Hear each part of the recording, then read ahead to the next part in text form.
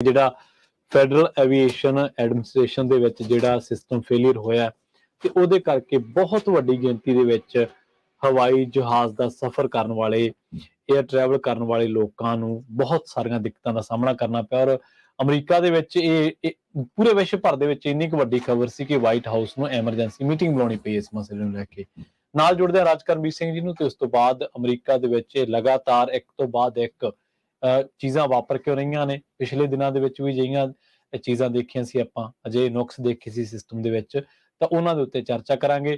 ਤੁਸੀਂ ਵੀ ਜੇਕਰ ਤੁਹਾਨੂੰ ਸਵੇਰੇ ਸਵੇਰੇ ਇਸ ਤਰ੍ਹਾਂ ਦੀ ਕੋਈ ਸੂਚਨਾ ਜਾਣਕਾਰੀ ਰਿਸ਼ਤੇਦਾਰ ਪਾਸੋਂ ਜਿਹਨੇ ਟਰੈਵਲ ਕਰਨਾ ਸੀ ਜਾਂ ਕੋਈ ਖੱਜਲ ਖੁਆਰ ਹੋਇਆ ਤਾਂ ਉਸ ਬਾਬਤ ਆਪਣੀ ਜਾਣਕਾਰੀ ਸਾਡੇ ਨਾਲ ਸਾਂਝੀ ਕਰ ਸਕਦੇ ਹੋ। ਸਟੂਡੀਓ ਦਾ ਨੰਬਰ ਹੈ 408 272 5200। ਰਾਜ ਕਰਮਵੀਰ ਸਿੰਘ ਜੀ, ਸਤਿ ਸ਼੍ਰੀ ਅਕਾਲ, ਸਵਾਗਤ ਹੈ ਜੀ ਪ੍ਰੋਗਰਾਮ ਸਾਂਝੀ ਸਾਥ ਦੇ ਵਿੱਚ। ਧੰਨਵਾਦ ਪ੍ਰਵੀਨ ਸ਼ਰਮਾ ਜੀ। ਪੰਜਾਬੀ ਰੇਡੀਓ USA ਸੁਣ ਰਹੇ ਦੇਖ ਰਹੇ ਸਾਰੇ ਹੀ ਸਰੋਤਿਆਂ ਤੇ ਦਰਸ਼ਕਾਂ ਨੂੰ ਵੀ ਜੀ ਆਇਆਂ ਨੂੰ ਪਿਆਰ ਭਰੀ ਸਤਿ ਸ਼੍ਰੀ ਅਕਾਲ ਜੀ। ਸੋ ਗੱਲਬਾਤ ਆਪਾਂ FAA ਦੀ ਫੈਡਰਲ ਏਵੀਏਸ਼ਨ ਇੰਡਸਟਰੀ, ਉਸ ਦੀ ਜਿਹੜੀ ਉਹ ਅੱਜ ਆਪਾਂ ਚਰਚਾ ਜਿਹੜੀ ਉਹ ਕਰਾਂਗੇ। ਹਾਂਜੀ। ਬੰਦਾ ਕਈ ਦੀ ਸੋਚਦਾ ਆ ਜਹਾਜ਼ ਹਵਾ ਚ ਉੱਡਦੇ, ਸਾਨੂੰ ਉਹਦੇ ਨਾਲ ਕੀ ਬਹੁਤਾ ਫਰਕ ਜਿਹੜਾ ਉਹ ਕੀ ਜਿਹੜਾ ਉਹ ਪੈਂਦਾ ਵੀ ਅੱਜ ਇਹ ਮਸਲਾ ਕੀ ਆ। ਹਾਂਜੀ। ਵੀ ਇਹ ਇੱਕ ਵਾਰੀ ਨਹੀਂ ਹੋਇਆ, ਅਚਨਚੇਤੇ ਹੋਇਆ ਹੋਵੇ ਤਾਂ ਬੰਦਾ ਕਹਿੰਦਾ ਵੀ ਚੱਲ ਠੀਕ ਆ, ਵਨ ਆਫ ਜਿੱਦਾਂ ਹੁੰਦਾ ਵੀ ਨੁਕਸ ਕਿਤੇ ਵੀ ਜਿਹੜਾ ਉਹ ਪੈ ਸਕਦਾ। ਹਾਂਜੀ। ਬਾਰ-ਬਾਰ ਪਿਛਲੇ 2 ਹਫ਼ਤਿਆਂ ਚ 3 ਹਫ਼ਤਿਆਂ ਦੇ ਵਿੱਚ 3 ਵਾਰੀ ਲੱਖਾਂ ਹੀ ਲੋਕ ਖੱਜਲ ਹੋ ਰਹੇ ਆ। ਕਿੱਡੀ ਵੱਡੀ ਜਿਹੜੀ ਇਹ ਚੁਣੌਤੀ ਆ, ਲੋਕ ਜਾਣਗੇ ਕਿੱਧਰ। ਬਿਲਕੁਲ। ਇੱਥੇ ਤਾਂ ਹੈ ਨਹੀਂ ਆ ਵੀ ਉੱਥੇ ਮੁਕੇਰੀਆਂ ਤੋਂ ਬੱਸ ਫੜ ਲਈ, ਬਦਲੀ ਵੀ ਇੱਕ ਖਰਾਬ ਹੋ ਗਈ ਤੇ ਦੂਜੀ ਚੜ ਗਏ। ਚੜ ਜਾਏਗੇ। ਬਿਲਕੁਲ, ਹੱਥ ਤਾਂ ਕਿਸੇ ਨੂੰ ਦੇ ਨਹੀਂ ਸਕਦੇ ਹਨਾ ਵੀ ਚੱਲ ਵੀ ਉੱਥੇ ਕਰ ਲੈ। ਦੂਰ ਦੂਰ ਐਡਾ ਵਿਸ਼ਾਲ ਅਮਰੀਕਾ, ਇੱਕ ਥਾਂ ਤੋਂ ਦੂਜੇ ਸੂਬੇ ਚ ਜਾਣਾ ਆ ਜੀ, ਨਾ ਰੋਡ ਦੇ ਸਫ਼ਰ ਦੇ ਆ, ਰੇਲ ਤਾਂ ਹੈ ਹੀ ਨਹੀਂ, ਬਹੁਤ ਘੱਟ ਆ। ਇਹ ਵੀ ਨਹੀਂ ਆ ਵੀ ਉਪਲਬਧ ਆ ਉਸੇ ਵੇਲੇ। ਜੀ। ਬੰਦਾ ਜਾਊਗਾ ਕਿੱਥੇ, ਕਿਸੇ ਦੀ ਇੰਪੋਰਟੈਂਟ ਆ, ਕਿਸੇ ਦਾ ਲਾਈਫ ਐਂਡ ਡੈਥ ਸਿਚੁਏਸ਼ਨ ਵਾਲੀ ਗੱਲ ਹੁੰਦੀ ਆ, ਕਈ ਤਰੀਕੇ ਦੀਆਂ ਅਫੀਸ਼ੀਅਲ ਮੀਟਿੰਗ, ਅਨਅਫੀਸ਼ੀਅਲ, ਘੁੰਮਣ ਫਿਰਨ ਦੇ ਲਈ ਸਾਰਾ ਕੁਛ ਜਿਹੜਾ ਉਥਲ ਪੁਥਲ ਜਿਹੜਾ ਇਸ ਦੇ ਵਿੱਚ ਲੋਕਾਂ ਦੀ ਜ਼ਿੰਦਗੀ ਦੇ ਵਿੱਚ ਆ ਜਾਂਦੀ ਆ। ਬਿਲਕੁਲ। ਇਹ ਜਿਹੜਾ ਹੜਕੰਪ ਜਿਹੜਾ ਉਹ ਮਚ ਜਾਂਦਾ ਆ, ਮਤਲਬ ਲੱਗੇ ਰਿਹਾ ਵੀ ਰੱਬ ਆਸਰੀ ਸਿਸਟਮ ਏਦਾਂ ਹੀ ਲੱਗਦਾ ਹੈ ਵੀ FAA ਕੀ ਹੱਥ ਧਰ ਕੇ ਬੈਠੀ ਆ, ਕਰੀ ਕੀ ਜਾਂਦੀ ਆ। ਇੱਕ ਚੀਜ਼ ਇਹ ਪਿਛਲੇ ਦਿਨ ਤੁਸੀਂ ਖਬਰਾਂ ਸੁਣੀਆਂ ਹੋਣੀਆਂ, ਏਅਰ ਇੰਡੀਆ ਦੀਆਂ ਖਬਰਾਂ ਬੜੀਆਂ ਆਈਆਂ ਸੀ। ਜੀ। ਤੇ ਉਹਦੇ ਚ ਕਦੇ ਇੱਕ ਤਕਨੀਕੀ ਖਾਮੀ ਪੈ ਗਈ, ਕਦੇ ਦੂਜੀ ਖਾਮੀ ਪੈ ਗਈ। ਉਹ ਕਦੇ ਪਾਕਿਸਤਾਨ ਚ ਤਾਰ ਲਿਆ ਜਹਾਜ਼, ਕਦੇ ਬੰਗਲਾਦੇਸ਼ ਤਾਰ ਲਿਆ, ਕਦੇ ਕਿਤੇ ਕਦੇ ਕਿਤੇ। ਦੇਖੋ ਇਹ ਸੋਚਣ ਵਿਚਾਰਨ ਵਾਲੀਆਂ ਸਹਿਯੋਗਤਾ ਦੀ ਬੜੀ ਢਾਹ ਲੱਗੀ ਕਿ ਭਾਈ ਏਅਰ ਇੰਡੀਆ ਵਾਲਾ ਪੰਗਾ ਨਾ ਲੈ ਬੈਠੇ ਲੋਕ ਕਹਿਣ ਲੱਗ। ਸਹੀ ਗੱਲ ਆ।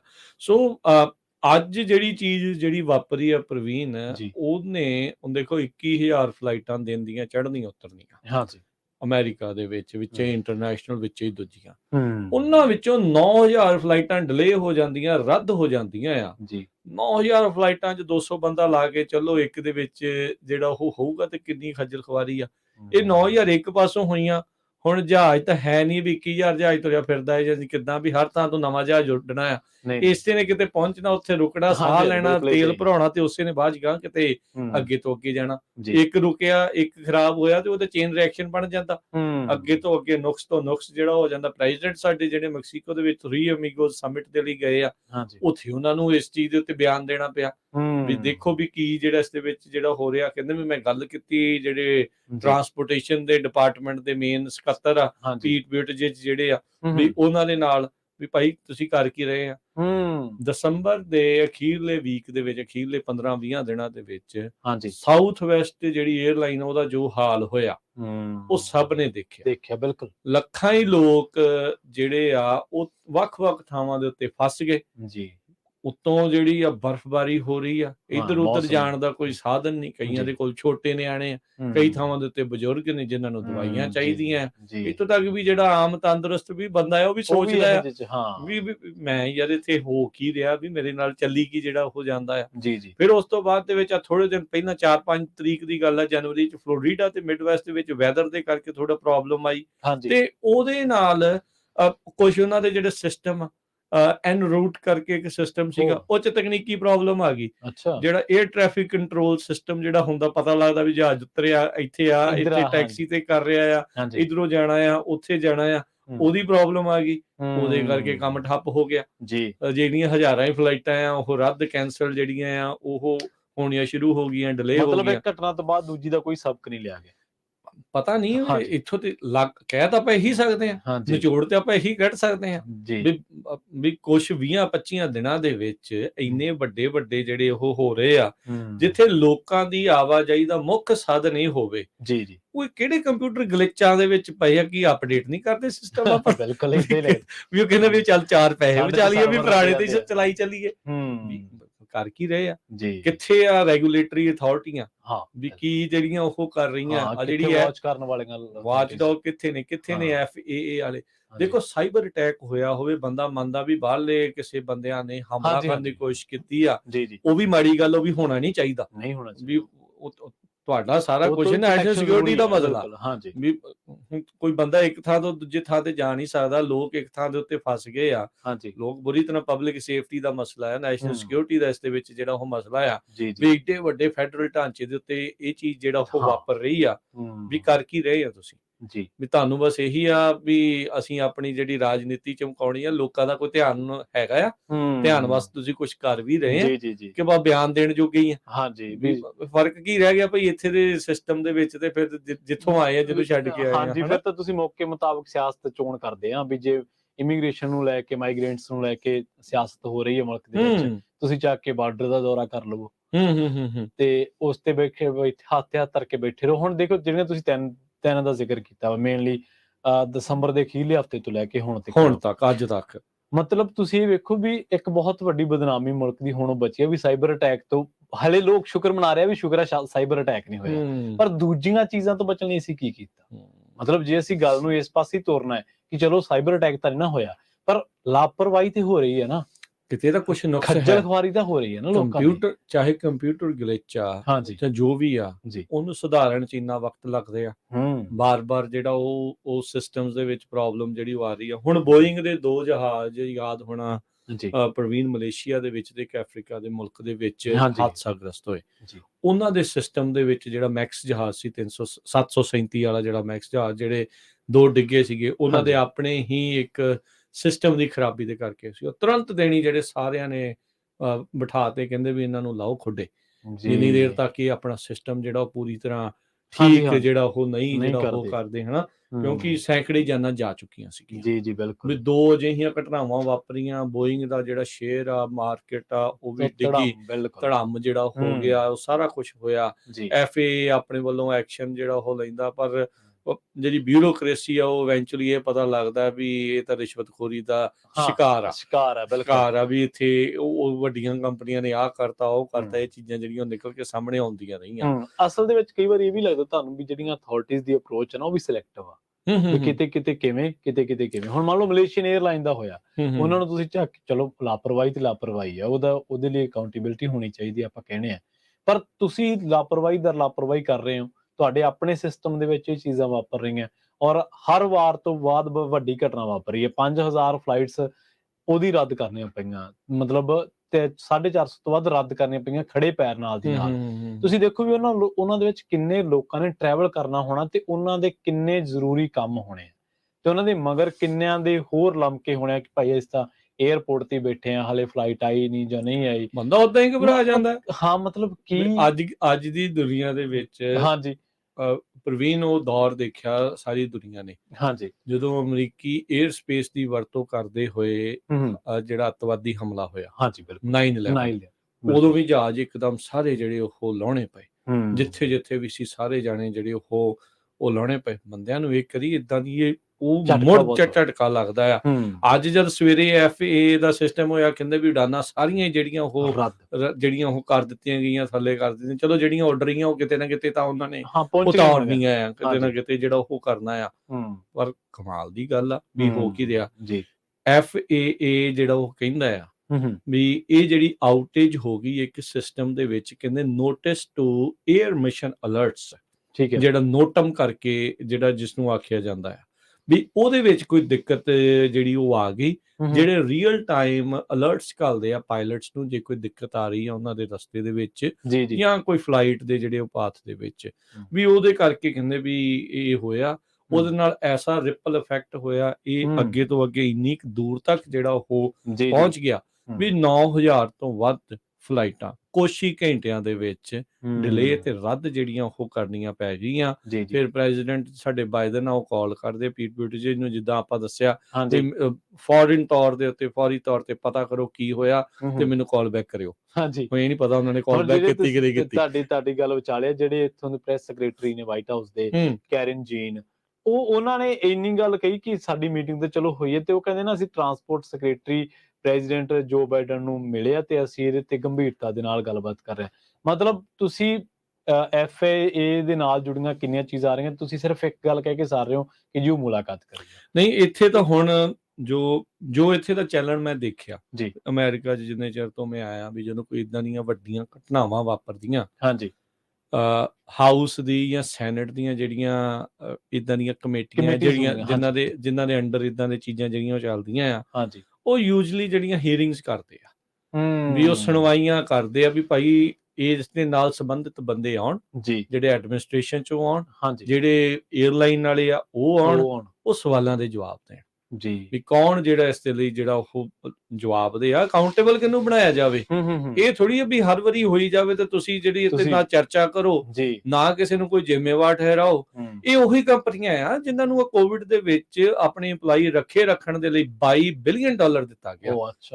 ਵੀ ਤੁਸੀਂ ਵੀ ਆਪਣੇ EMPLOYEE ਜਿਹੜੇ ਆ ਉਹ ਕੱਢੋ ਨਾ, ਕੰਮ ਆਪਣੇ ਚੱਲਦੇ ਜਿਹੜੇ ਰੱਖੋ। ਅਸੀਂ ਸਮਝਦੇ ਆ ਤਰਾਸਦੀ ਆ, ਪਰ ਤੁਸੀਂ ਇੰਨੇ ਚਿਰ ਦੇ ਵਿੱਚ ਆਪਣਾ ਸਿਸਟਮ ਕੁਝ ਅਪਡੇਟ ਹੀ ਨਹੀਂ ਕਰ ਰਹੇ।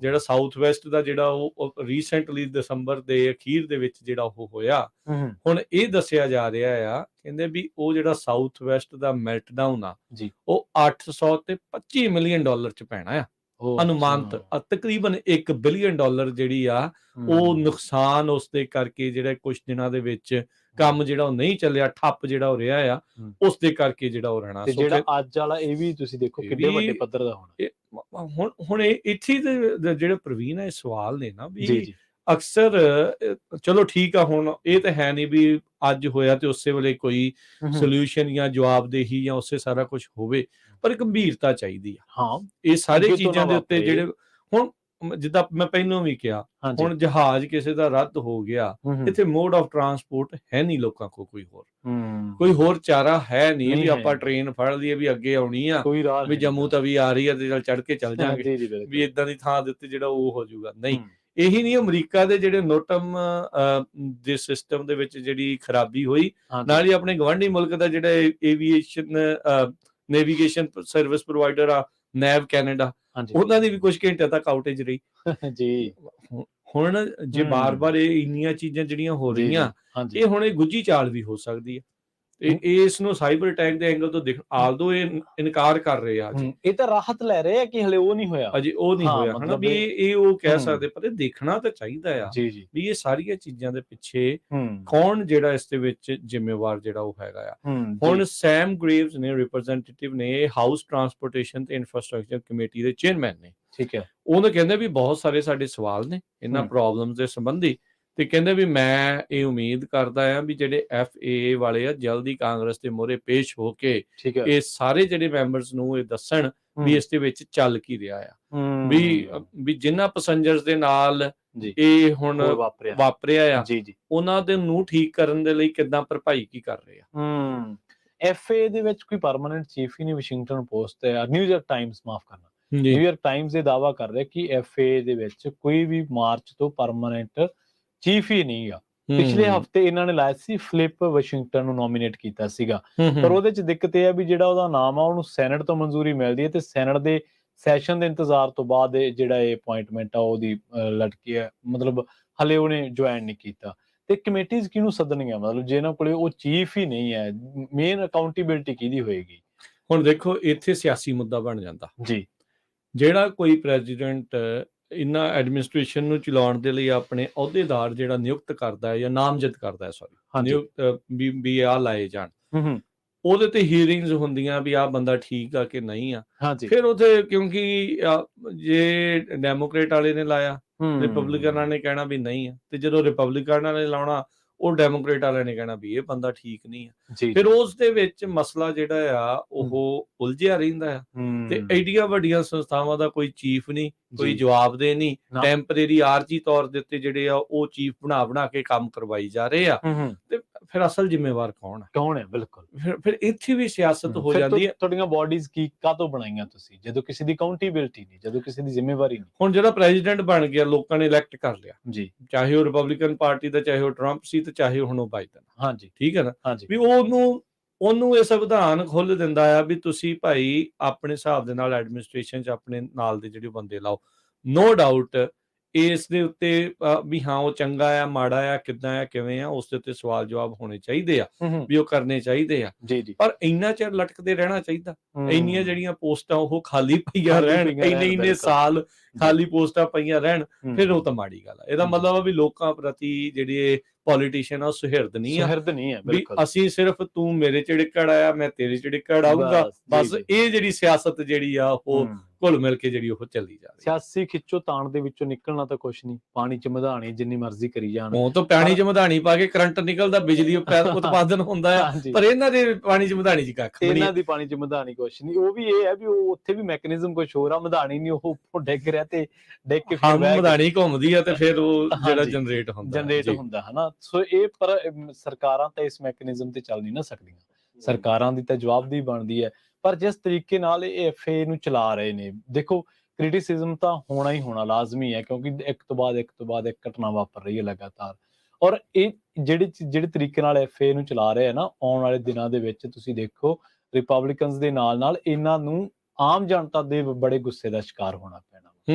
ਕਮੇਟੀ ਹੀਅਰਿੰਗਸ ਦੀਆਂ ਵੱਡੀਆਂ ਤੁਸੀਂ ਦੇਖੋ ਹੈਡਲਾਈਨ ਲੱਗਣਗੀਆਂ ਕਿ ਆਹ ਹੋਇਆ ਸੀ, ਉਹ ਹੋਇਆ ਸੀ। ਇਹਨਾਂ ਚੀਜ਼ਾਂ ਨੇ ਸੌਖਿਆਂ ਜਾਨ ਨਹੀਂ ਛੱਡਣੀ ਬਾਈਡਨ ਪ੍ਰਸ਼ਾਸਨ ਦੀ, ਔਰ ਇਹ ਛੱਡਣੀ ਵੀ ਨਹੀਂ ਚਾਹੀਦੀ। ਬਿਲਕੁਲ ਨਹੀਂ ਛੱਡਣੀ ਚਾਹੀਦੀ।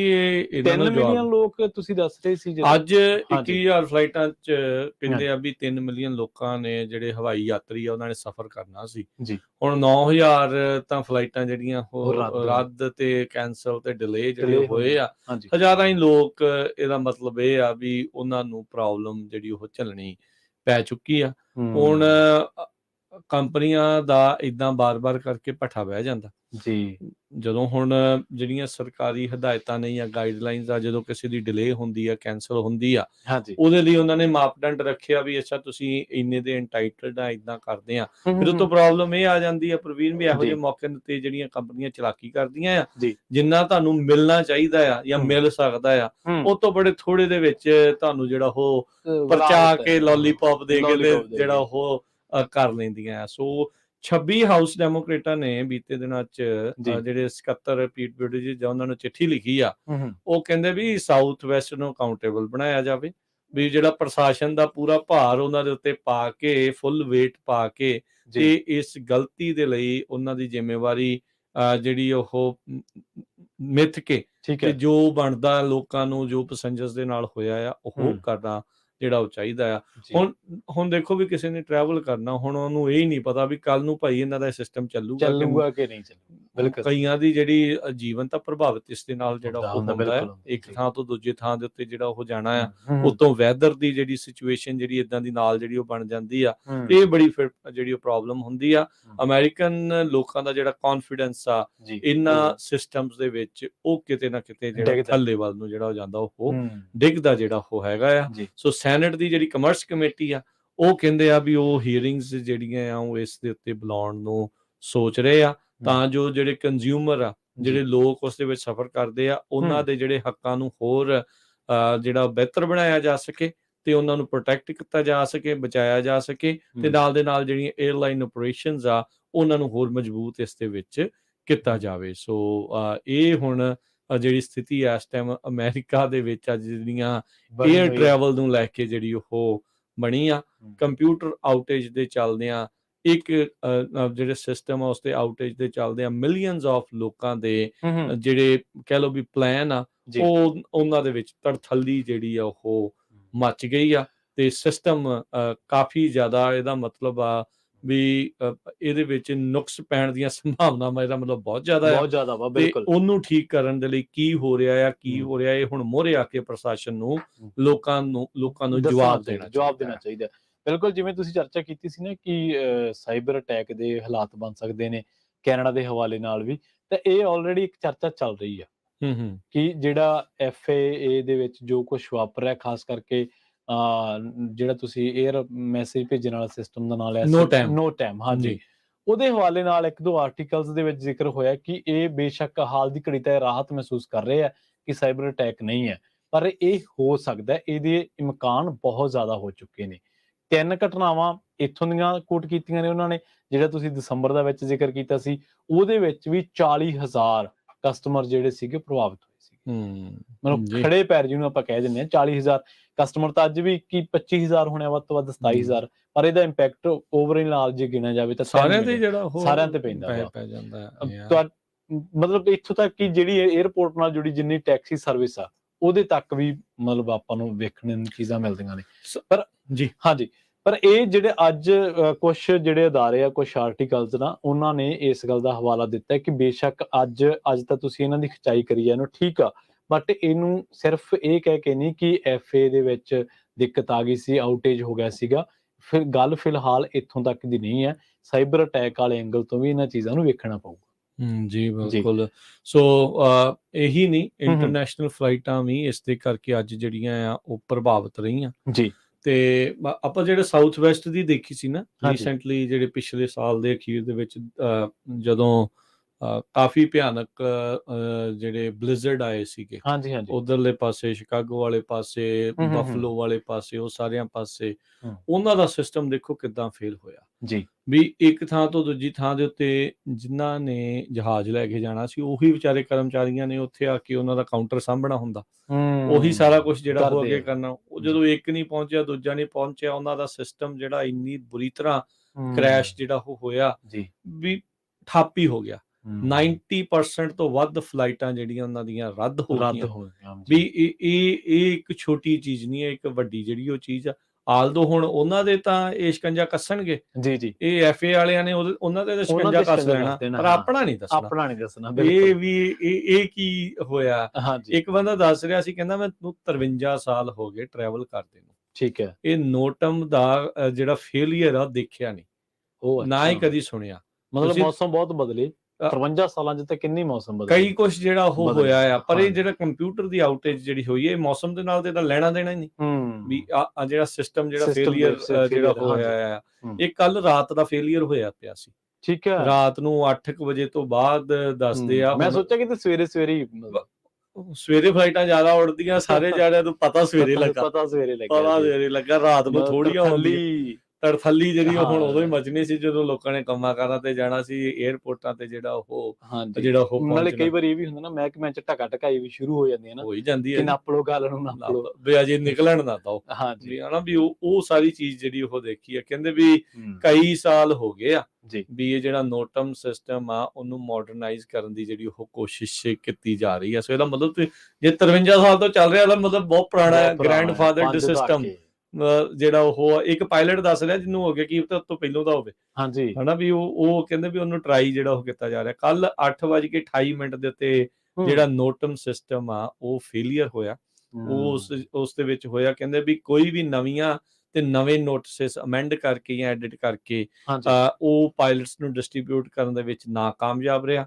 ਤੇ ਉਸ ਤੋਂ ਬਾਅਦ ਚ ਦੇਖੋ ਵੀ ਕਈ ਘੰਟਿਆਂ ਤੱਕ ਫਲਾਈਟਾਂ ਉਤਰਦੀਆਂ ਰਹੀਆਂ, ਕਾਰਗੋ ਫਲਾਈਟਾਂ ਵੀ ਚਲੋ ਉਤਰਦੀਆਂ ਰਹੀਆਂ, ਮੈਡੀਕਲ ਫਲਾਈਟ ਵੀ ਜਿਹੜੀਆਂ ਇਹਦੇ ਵਿੱਚ ਹੁੰਦੀਆਂ ਆ, ਦਵਾਈਆਂ ਵਾਲੇ ਸਮਾਨ ਵਾਲੇ ਵੀ ਆ, ਵੀ ਉਹ ਸਾਰੀਆਂ ਚੀਜ਼ਾਂ ਤਾਂ ਕਹਿੰਦੇ ਵੀ ਚੱਲੀਆਂ, ਪਰ ਜਿਹੜੇ ਪੈਸੇਂਜਰ ਸੀਗੇ, ਕਮਰਸ਼ੀਅਲ ਫਲਾਈਟ ਸੀਗੀਆਂ, ਇਹ ਸਾਰੀਆਂ ਦੇ ਨੂੰ ਕਾਫੀ ਜ਼ਿਆਦਾ ਨੁਕਸਾਨ ਜਿਹੜਾ ਹੈ ਉਹ ਇਸ ਦੇ ਵਿੱਚ ਚੱਲਣਾ ਜਿਹੜਾ ਉਹ ਪੈ ਗਿਆ ਹੈਗਾ। ਸੋ ਕਹਿੰਦੇ ਵੀ ਹੁਣ ਪਿਵਟ ਕਰਨ ਦੀ ਕੋਸ਼ਿਸ਼ ਕਰ ਰਹੇ ਆ, ਵੀ ਅਸੀਂ ਫੋਕਸ ਕਰ ਰਹੇ ਆ ਵੀ ਕਿਉਂ ਇਹ ਪ੍ਰੋਬਲਮ ਜਿਹੜੀ ਉਹ ਇਸ ਦੇ ਵਿੱਚ ਜਿਹੜੀ ਉਹ ਆਈ ਹੈਗੀ ਆ। ਤੇ ਇਹ ਇੱਕ ਹੁਣ ਜ਼ਰੂਰੀ ਮੈਨੂੰ ਲੱਗਦਾ ਵੀ ਕੰਮ ਆ ਗਿਆ, ਸਮਾਂ ਆ ਗਿਆ ਆ ਵੀ ਭਾਈ ਇਸ ਦਾ ਵੀ ਓਵਰਹਾਲ ਜਿਹੜੀ ਕਿਤੇ ਨਾ ਕਿਤੇ ਜ਼ਰੂਰਤ ਆ, ਜ਼ਿੰਮੇਵਾਰ ਬੰਦੇ ਜਿਹੜੇ ਉਹ ਲੱਭੇ ਜਾਣ। ਕਿਤੇ ਇਹ ਤਾਂ ਨਹੀਂ ਹੈ ਕੰਮ ਵੀ ਉੱਥੇ ਬੈਠੇ ਵਾ ਮੱਖੀਆਂ ਮਾਰੀ ਜਾਂਦੇ, ਕੰਮ ਕਾਜ ਕੋਈ ਇੰਨਾ ਪ੍ਰਸ਼ਾਸਨਾਂ 'ਚ ਕਰ ਨਹੀਂ ਰਿਹਾ। ਵੀ ਚੱਕਰ ਕੀ ਆ ਵੀ ਲੋਕਾਂ ਨੇ ਇੱਕ ਥਾਂ ਤੋਂ ਦੂਜੇ ਥਾਂ ਦੇ ਉੱਤੇ ਪਹੁੰਚਣਾ ਆ, ਪਰ ਫਿਕਰ ਵਗੈਰਾ ਜਿਹੜਾ ਕਿਸੇ ਨੂੰ ਕੁਛ ਵੀ ਨਹੀਂ ਹੈਗਾ।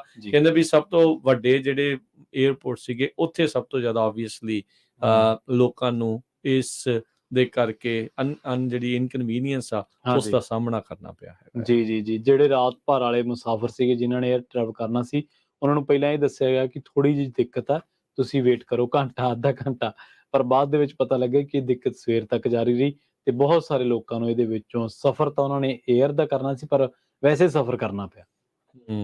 ਜੀ ਬਿਲਕੁਲ ਜੀ, ਸਫ਼ਰ ਕੀਤਿਆਂ ਬਿਨਾਂ ਸਫ਼ਰ ਕਰਨਾ, ਪੰਜਾਬੀ ਵਾਲਾ ਸਫ਼ਰ ਕਰਨਾ ਸੀ, ਅੰਗਰੇਜ਼ੀ ਵਾਲਾ ਵਿਚਾਰਿਆਂ ਨੂੰ ਕਰਨਾ ਪਿਆ। ਹਾਂਜੀ ਜੀ।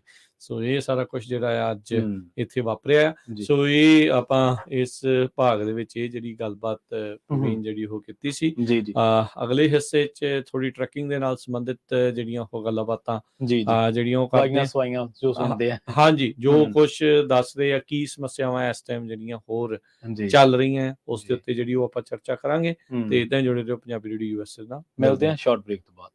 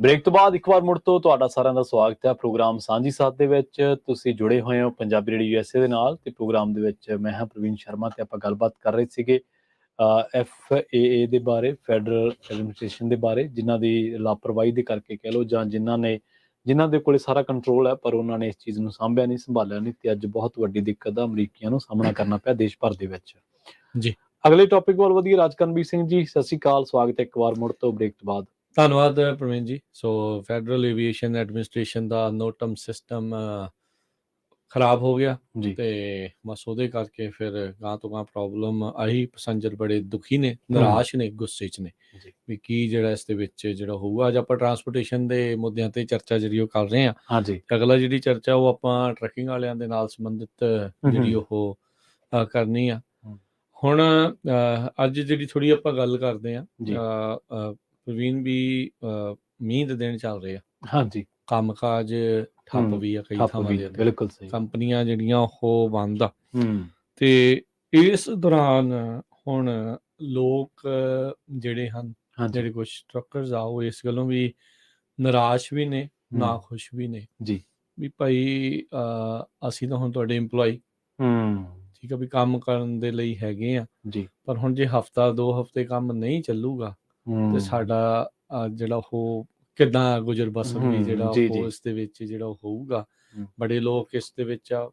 ਚਲੋ ਇੱਥੇ ਇਹ ਵੀ ਕਨਸੈਪਟ ਹੁੰਦਾ ਆ ਵੀ ਭਾਈ ਇਹ ਤਾਂ ਹੁਣ ਰਿਸਕ ਜਿਹੜਾ ਉਹ ਨਾਲ ਦੇ ਨਾਲ ਰਹਿੰਦਾ ਹੈ ਜੀ, ਵੀ ਇਹ ਸਾਰੀਆਂ ਚੀਜ਼ਾਂ ਜਿਹੜੀਆਂ ਹੈਗੀਆਂ ਪਰ ਕੀ ਬੰਦੇ ਦੇ ਕੋਲ ਹੀਲਾ ਵਸੀਲਾ ਜਿਹੜਾ ਹੋਵੇ। ਬਿਲਕੁਲ, ਬੰਦੇ ਨੂੰ ਸੋਚਣ ਦੀ ਇੱਕ ਵਾਰੀ ਮਜਬੂਰ ਕਰਦਾ। ਅਜੀਬੋ-ਗਰੀਬ ਸਥਿਤੀ ਹੈ, ਅਜੀਬੋ-ਗਰੀਬ ਸਥਿਤੀ ਹੈ। ਦੇਖੋ ਇਹ ਗੱਲ ਹੈਗੀ ਹੈ ਵੀ ਤੁਸੀਂ ਕੋਈ ਵੀ ਬੰਦਾ ਹਾਇਰ ਕੀਤਾ, ਇਹ ਸਮਝ ਕੇ ਚੱਲਣਾ ਚਾਹੀਦਾ ਕੰਪਨੀ ਨੂੰ ਕਿ ਬੰਦੇ ਕੋਲੇ ਸਾਡੇ ਜਿੰਨੇ ਵਸੀਲੇ ਹੈ ਨਹੀਂ। ਹਾਲਾਂਕਿ ਹੱਥ ਉੱਪਰ ਹਮੇਸ਼ਾ ਪੈਸੇ ਵਾਲੇ ਦੇ ਰਹਿੰਦਾ।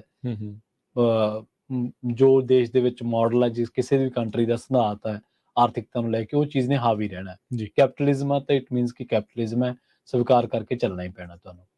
ਪਰ ਕਈ ਗੱਲਾਂ ਆ ਜਾਂਦੀਆਂ ਨੇ ਇਹਦੇ ਵਿੱਚ ਕਿ ਤੁਹਾਨੂੰ ਹਾਇਰ ਕਿਸ ਤਰੀਕੇ ਦਾ ਕੀਤਾ ਗਿਆ, ਤੁਹਾਨੂੰ ਪਰ ਆਰ ਦੇ ਹਿਸਾਬ ਨਾਲ, ਘੰਟਿਆਂ ਦੇ ਹਿਸਾਬ ਨਾਲ ਹਾਇਰ ਕੀਤਾ ਜਾਂ ਮਹੀਨੇ ਦੀ। ਜੇਕਰ ਮਹੀਨੇ ਦੇ ਲਈ ਹਾਇਰ ਕੀਤਾ ਤੇ ਵਿੱਚੋਂ ਕੋਈ 4 ਦਿਨ ਬੰਦੇ ਕੋਲੇ, ਕੰਪਨੀ ਕੋਲੇ ਕੰਮ ਨਹੀਂ ਆ ਰਿਹਾ ਤਾਂ ਉੱਥੇ ਇੱਕ ਨੈਤਿਕ, ਕਿਉਂਕਿ ਹਰ ਚੀਜ਼ ਦੇ ਵਿੱਚ ਕੈਲਕੂਲੇਟਰ ਨਹੀਂ ਚੱਲਦਾ, ਕੁਝ ਚੀਜ਼ਾਂ ਮੋਰਾਲ ਤੇ ਹੁੰਦੀਆਂ ਨੇ, ਕੁਝ ਚੀਜ਼ਾਂ ਨੈਤਿਕਤਾ ਤੇ ਹੁੰਦੀਆਂ ਨੇ।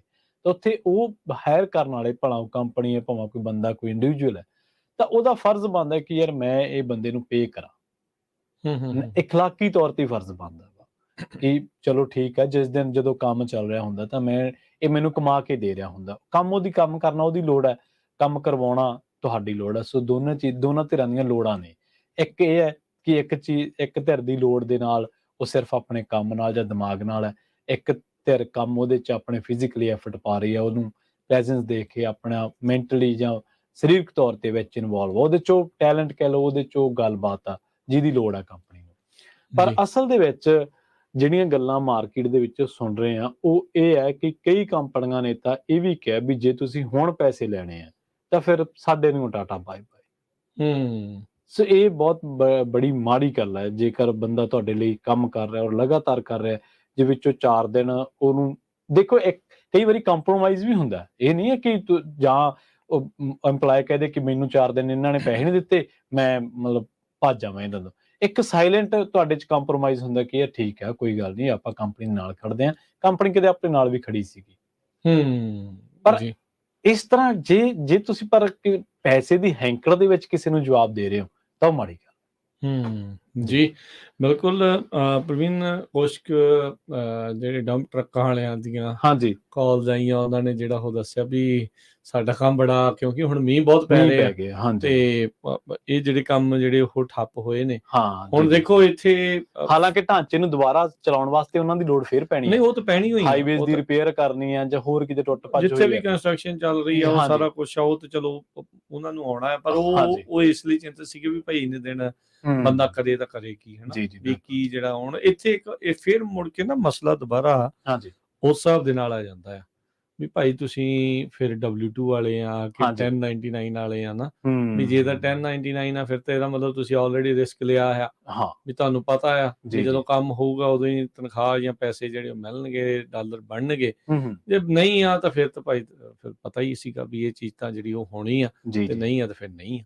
ਪਰ W2 ਦੇ ਵੀ ਹੁਣ 2 ਕਿਸਮ ਆ, ਕੋਈ ਘੰਟਿਆਂ ਤੇ ਰੱਖਿਆ ਆ ਤੇ ਕੋਈ ਮੰਥਲੀ ਦੇ ਉੱਤੇ ਰੱਖਿਆ ਆ। ਜਿਹੜਾ ਤਾਂ ਮੰਥਲੀ ਵਾਲਾ ਹੋਊਗਾ ਉਹ ਤਾਂ ਕਹਿੰਦਾ ਵੀ ਚੱਲ ਠੀਕ ਆ, ਤੇ ਜਿਹੜਾ ਘੰਟਿਆਂ ਵਾਲਾ ਆ ਉਹਦੇ ਲਈ ਫਿਰ ਕੰਮ ਖਰਾਬ ਆ, ਵੀ ਹੁਣ ਜਦੋਂ ਨਹੀਂ ਲੱਗੇ ਘੰਟੇ ਤਾਂ ਫਿਰ ਤਨਖਾਹ ਵੀ ਕਾਹਦੀ।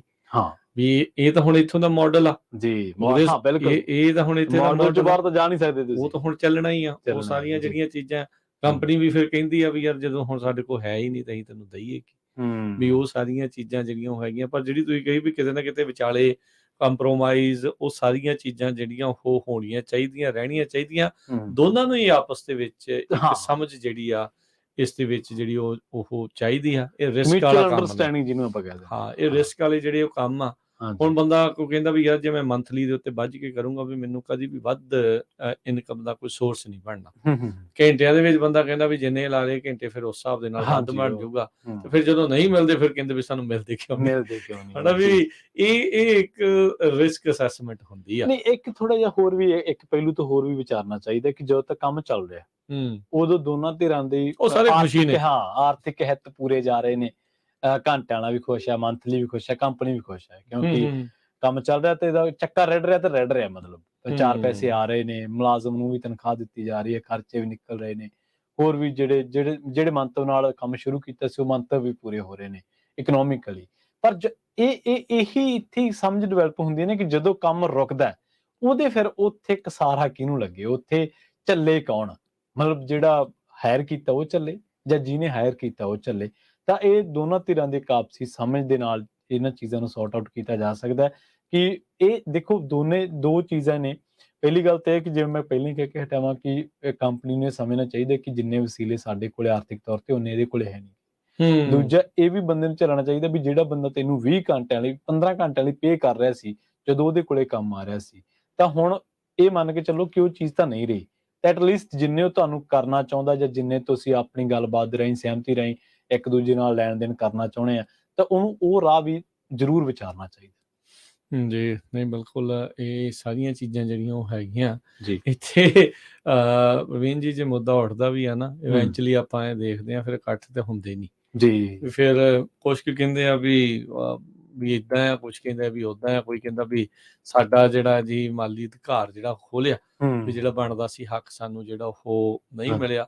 ਦੇਖੋ ਹਰ ਇੱਕ ਦੀ ਆਪੋ ਆਪਣੀ ਸਿਚੁਏਸ਼ਨ ਆ, ਕਈਆਂ ਦੇ ਕੋਲ ਹੁੰਦਾ ਆ ਵੀ ਉਹ ਗੁਜ਼ਰ ਬਸਰ ਹੋ ਸਕਦਾ ਹੈ ਤੇ ਕਈਆਂ ਦੇ ਕੋਲ ਨਹੀਂ ਆ। ਹੁਣ ਇੱਥੇ ਪ੍ਰੋਬਲਮ ਇਹ ਹੋ ਸਕਦੀ ਆ, ਇੱਥੇ ਇਹ ਮੁੱਦਾ ਜਿਹੜਾ ਜ਼ਰੂਰ ਉੱਥੇ ਬਣੂਗਾ ਤੇ ਸਾਰਿਆਂ ਨੂੰ ਨਹੀਂ ਕਹਿੰਦਾ ਵੀ ਜਿਹੜੇ ਤੁਸੀਂ ਰੱਖੇ ਵੀ ਮੰਥਲੀ ਦੇ ਉੱਤੇ ਪਰ ਫਿਰ ਵੀ ਤੁਸੀਂ ਉਹਨਾਂ ਨੂੰ ਪੇ ਨਾ ਕਰੋ, ਫਿਰ ਬੰਦਾ ਉਹ ਕਰ ਸਕਦਾ। ਪਰ ਉਹਨਾਂ ਸਾਰੀਆਂ ਚੀਜ਼ਾਂ ਦੇ ਲਈ ਫਿਰ ਲੇਬਰ ਕੋਰਟ ਜਿਹੜੇ ਉਹ ਬਣੇ ਹੁੰਦੇ ਆ ਵੀ ਭਾਈ ਇਹ ਚੀਜ਼ ਜਿਹੜੀ ਉਹ ਬਣੀ ਆ, ਕਾਨੂੰਨੀ ਤੌਰ ਤੇ ਤੁਹਾਡਾ ਬਣਦਾ ਹੱਕ ਆ, ਜੋ ਨਹੀਂ ਕੋਈ ਦਿੰਦਾ ਤਾਂ ਫਿਰ ਉਹ ਉਸ ਚੀਜ਼ ਦੇ ਲਈ ਜਿਹੜੀਆਂ ਚੀਜ਼ਾਂ ਜਿਹੜੀਆਂ ਬਣੀਆਂ ਆ।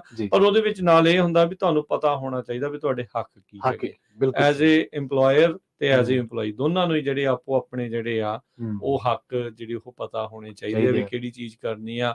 ਇਹ ਨਾ ਹੋਵੇ ਵੀ EMPLOYEE ਵੀ ਧੱਕੇ ਨਾਲ ਆਰਮ ਟਵਿਸਟ ਕਰੀ ਜਾਣ, ਇਹ ਵੀ ਨਾ ਹੋਵੇ ਵੀ EMPLOYER ਹੀ ਜਿਹੜਾ EMPLOYEES ਨੂੰ ਜਿਹੜੀ ਆ ਉਹ ਆਰਮ ਟਵਿਸਟ ਜਿਹੜੀ ਉਹ ਕਰੀ ਜਾਵੇ।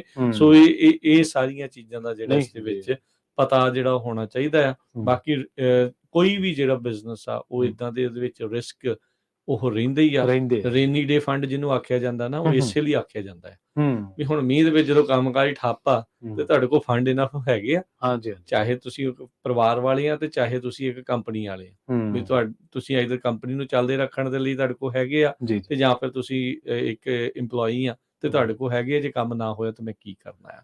ਸੋ ਇਹ ਸਾਰੀਆਂ ਚੀਜ਼ਾਂ ਦਾ ਤਾਲਮੇਲ ਜਿਹੜਾ ਆ ਉਹ ਜ਼ਰੂਰ ਇਸ ਚੀਜ਼ ਦੇ ਵਿੱਚ ਬਣਾਉਣ ਦੀ ਜ਼ਰੂਰਤ ਰਹਿੰਦੀ ਆ। ਦੇਖੋ, ਇੱਕ ਗੱਲ ਹੈਗੀ ਹੈ ਕਿ ਜਦੋਂ ਵੀ ਕੋਈ ਕੁਦਰਤੀ ਆਫਤ ਆਉਂਦੀ ਹੈ ਉਹਦਾ ਜਾਂ ਕੋਈ ਵੈਸੇ ਇਕਨੋਮਿਕਲ ਸਰਵਾਈਵਲ ਦੀ ਗੱਲ ਹੁੰਦੀ ਹੈ ਤੇ ਜਿਹੜੀ EMPLOYER ਕਹਿ ਲਓ ਜਾਂ ਕੋਈ ਕੰਪਨੀ ਹੈ ਤਾਂ ਉਹਦੇ ਨਾਲ ਸਿਸਟਮ ਵੀ ਖੜਦਾ ਹੈ ਕਿ ਇਹਨੂੰ ਭਾਈ ਕਸਾਰਾ ਲੱਗਿਆ, ਇਹਦਾ ਕੰਮ ਨਹੀਂ ਚੱਲਿਆ, ਇਹਨਾਂ ਨੂੰ ਘਾਟਾ ਝੱਲਣਾ ਪਿਆ। ਜਿਵੇਂ ਕੋਵਿਡ ਲਾ ਲਓ ਤੁਸੀਂ, ਪਰ ਕਾਮੇ ਨਾਲ ਕੌਣ ਖੜੇ? ਰੌਲਾ ਤੇ ਇਹ ਹੈ ਨਾ ਕਿ ਇੱਕ ਪਾਸੇ ਇੱਕ ਧਿਰ ਉਹਨਾਂ ਨੂੰ ਜਦੋਂ ਕੰਮ ਚੱਲਿਆ, ਸੀਜ਼ਨ ਚੱਲਿਆ, ਉਹਨਾਂ ਨੂੰ ਤਾਂ ਬਾਅਦ ਦੇ ਵਿੱਚ ਵੀ ਸਿਸਟਮ ਨੇ ਕਿਸੇ ਨਾ ਕਿਸੇ ਤਰੀਕੇ ਨਾਲ ਇੰਜੈਕਟ ਕਰ ਦੇਣਾ, ਪਰ ਕਾਮੇ ਕੋਲੇ ਕਾਮੇ ਦੇ ਹਿੱਤ ਕਿੰਨੇ ਕੁ ਹੈ? ਇਹ ਹੁਣ ਆਪਾਂ ਹਰ ਗੱਲ ਦੇ ਵਿੱਚ ਇਹ ਤਾਂ ਕਹਿ ਨਹੀਂ ਸਕਦੇ ਕਿ ਭਾਈ ਬੰਦਾ ਕਹੂਗਾ ਕਿ ਮੈਂ ਬਈ ਲੇਬਰ ਕੋਡ ਚੱਲਿਆ ਜਾਂ ਕਿਵੇਂ ਚੱਲਿਆ। ਤਾਂ ਕੋਈ ਐਸਾ ਸਿਸਟਮ ਵੀ ਹੋਣਾ ਚਾਹੀਦਾ ਹੈ ਦੁਨੀਆ ਦੇ ਵਿੱਚ ਜਾਂ ਸਮਾਜ ਦੇ ਵਿੱਚ, ਦੇਸ਼ ਦੇ ਵਿੱਚ, ਜਿਹਦੇ ਨਾਲ ਜੇ ਕਿਸੇ ਕਾਰੋਬਾਰੀ ਨੂੰ ਕਿਸੇ ਵੀ ਕੁਦਰਤੀ ਆਫਤ ਤੋਂ ਬਾਅਦ ਕਿਸੇ ਤਰੀਕੇ ਨਾਲ ਉਹਨੂੰ ਫਾਈਨੈਂਸ਼ੀਅਲੀ ਉਹਦੀ ਹੈਲਪ ਕੀਤੀ ਜਾਂਦੀ ਹੈ, ਤਾਂ ਹਰ ਇੱਕ EMPLOYE ਨੂੰ ਵੀ ਇਸ ਤਰ੍ਹਾਂ ਦੀ social security, economical financial security ਉਹ ਹੁਣ ਉਹਦੀ ਆਸ ਸਰਕਾਰ ਤੋਂ ਜ਼ਰੂਰ ਹੋਣੀ ਚਾਹੀਦੀ ਹੈ।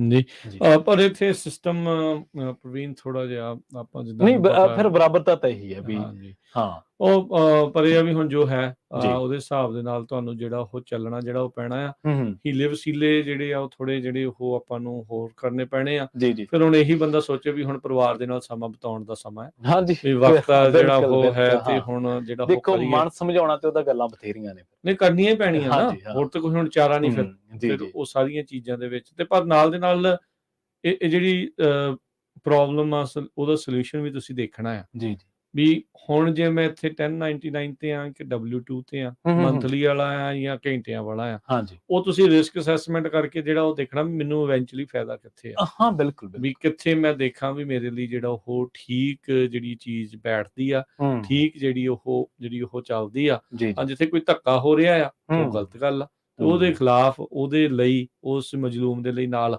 ਹੱਕ 'ਚ ਖੜਨਾ ਉਹ ਸਾਰਿਆਂ ਦਾ ਇਖਲਾਕੀ ਫਰਜ਼ ਬਣਦਾ ਹੈ। ਸੋ ਇਹ ਚੀਜ਼ਾਂ ਜ਼ਰੂਰ ਨੇ। ਕਈ ਵਾਰੀ ਨਾ ਹੁਣ ਜਿਵੇਂ ਭਾਰਤ ਦੇ ਵਿੱਚ ਆਪਾਂ ਡਿਬੇਟ ਦੇਖਦੇ ਹਾਂ ਕਿ ਯਾਰ ਫਲਾਮ ਬੰਦਾ ਕਿਹੜਾ ਸਰਕਾਰੀ ਨੌਕਰੀ 'ਚ ਸੀ, ਪਰ ਕੀ ਜਿਹੜਾ ਸਰਕਾਰੀ ਨੌਕਰੀ ਨਹੀਂ ਕਰਦਾ, ਕਿ ਜਿਹੜਾ ਪ੍ਰਾਈਵੇਟ ਨੌਕਰੀ ਕਰਦਾ ਉਹ ਕਿਸੇ ਤਰ੍ਹਾਂ ਦੇ ਲਾਭ ਦਾ ਕੋਈ ਹੱਕਦਾਰ ਨਹੀਂ ਹੈ। ਬਸ਼ਿੰਦਾ ਤੇ ਉਹ ਵੀ ਦੇਸ਼ ਦਾ ਹੀ ਹੈ ਨਾ, ਕਮਾਈ ਕਰ ਰਿਹਾ, GDP ਦੇ ਵਿੱਚ ਹਿੱਸੇਦਾਰੀ ਤਾਂ ਉਹ ਵੀ ਪਾ ਹੀ ਰਿਹਾ ਨਾ। ਨਹੀਂ ਸਮਾਂ ਤਾਂ ਆਪਣਾ ਦੇ ਹੀ ਰਿਹਾ, ਸਮਾਂ ਤਾਂ ਆਪਣਾ ਦੇ ਹੀ ਰਿਹਾ ਨਾ।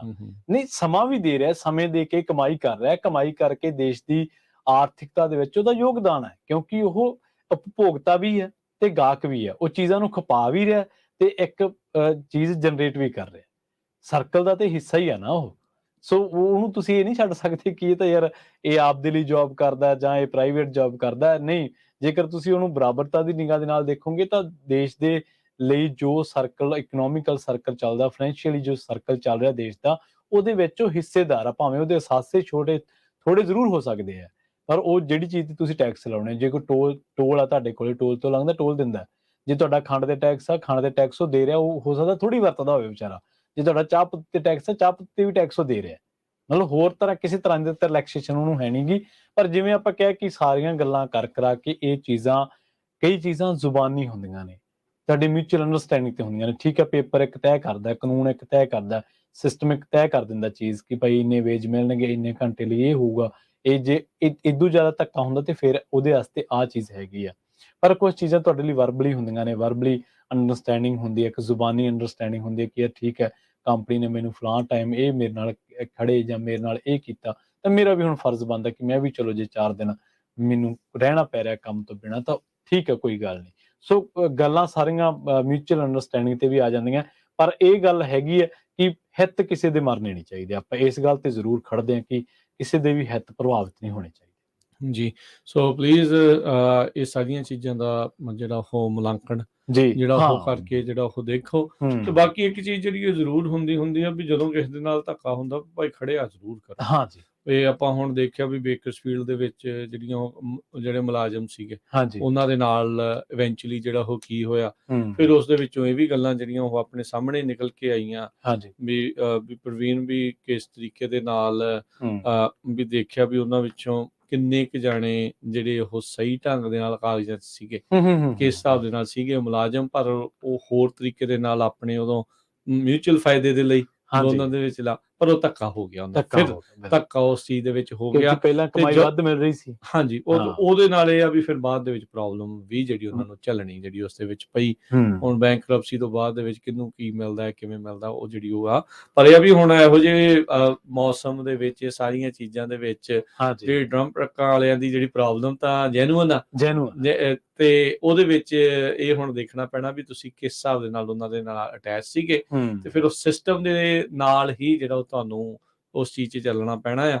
ਤੇ ਜੇ ਤੁਸੀਂ ਸੋਚਦੇ ਆ ਵੀ ਇਹ ਚੀਜ਼ ਕਰਕੇ ਉਹਨਾਂ ਨੇ ਉਸ ਚੀਜ਼ ਦੇ ਨਾਲ ਧੱਕਾ ਕੀਤਾ, ਇਹ ਲੂਪ ਹੋਲ ਹੁੰਦੇ ਆ, ਦੇਖੋ ਸਾਰਿਆਂ ਨੇ ਹੀ ਵਰਤਨੇ ਆ। ਜੇ ਤੁਸੀਂ ਵਰਤ ਰਹੇ ਸੀ ਤੇ ਉਹਨਾਂ ਨੂੰ ਵੀ ਉਹਨਾਂ ਹੀ ਹੱਕ ਆ। ਬਿਲਕੁਲ ਸਹੀ, ਬਿਲਕੁਲ ਇਹ ਚੀਜ਼ ਜਿਹੜੀ ਉਹ ਇੱਕ ਗੱਲ ਹੋਰ ਹੈ ਕਿ ਚਲੋ ਜਿਹੜੀਆਂ ਚੀਜ਼ਾਂ ਪ੍ਰੋਫੈਸ਼ਨਲੀ ਨੇ ਉਹਨਾਂ ਨੂੰ ਪ੍ਰੋਫੈਸ਼ਨਲੀ ਰੱਖਣਾ ਚਾਹੀਦਾ, ਪਰਸਨਲ ਨਹੀਂ ਰੱਖਣਾ ਚਾਹੀਦਾ।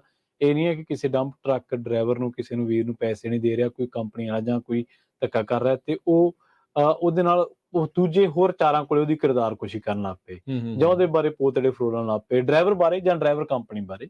ਦੋਨਾਂ ਲਈ ਚੀਜ਼ਾਂ ਸੇਮ ਹੀ, ਕਿਉਂਕਿ ਹੈ ਤਾਂ ਦੋਨੇ ਜ਼ਮਾਨੇ ਦੇ ਹੀ ਅੰਗ ਨਾ।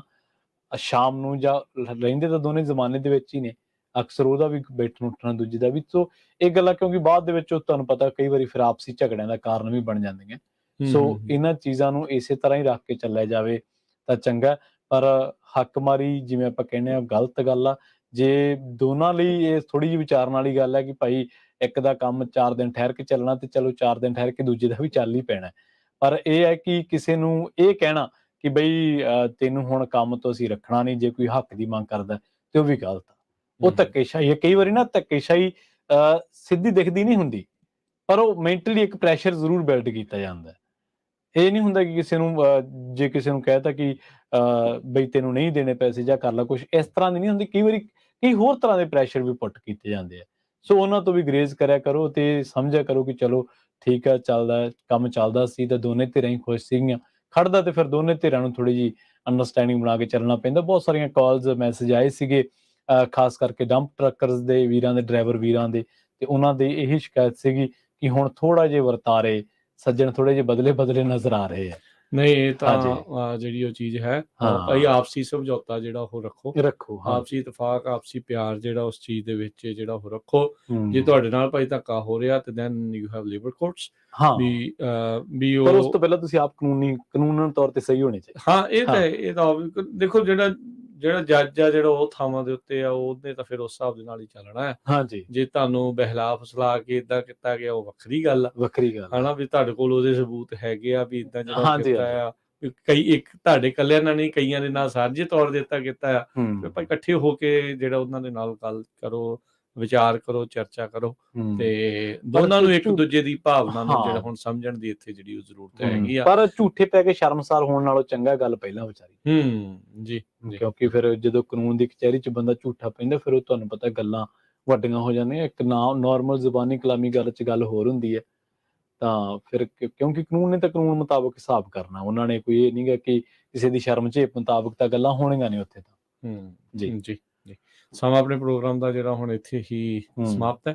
ਮਿਲਾਂਗੇ ਆਪਾਂ ਆਪਣੇ ਸਾਰੇ ਹੀ ਜਿਹੜੇ ਸਰੋਤਿਆਂ ਨੂੰ ਉਹ ਹੁਣ ਅਗਲੀ ਵਾਰ। ਉਦੋਂ ਤੱਕ ਲਈ ਲਵਾਂਗੇ ਜੀ ਫਿਰ ਆਪਾਂ ਇਜਾਜ਼ਤ।